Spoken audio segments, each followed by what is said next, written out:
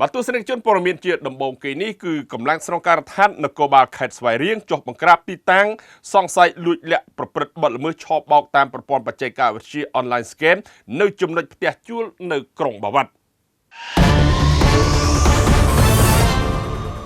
ដោយយោងតាមបទបញ្ជាដ៏ខ្ពង់ខ្ពស់របស់អាដាមនាយឧត្តមសេនីយ៍សថេតអគ្គស្នងការនគរបាលជាតិនិងអាដាមពេញពូសាអភិបាលនៃគណៈអភិបាលខេត្តស្វាយរៀងដឹកនាំបញ្ជាផ្ទាល់ពីលោកឧត្តមសេនីយ៍តូពេជ្រវិរៈស្នងការដ្ឋាននគរបាល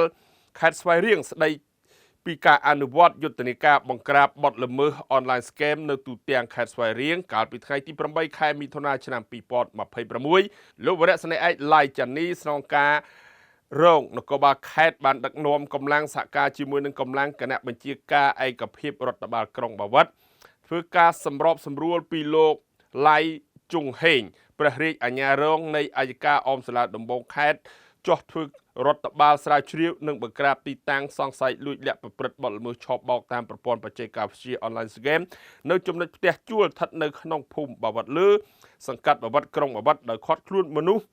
ក្នុងរង្វង់ប្រតិបត្តិការចំនួន24នាក់ស្រី4នាក់ជនជាតិវៀតណាម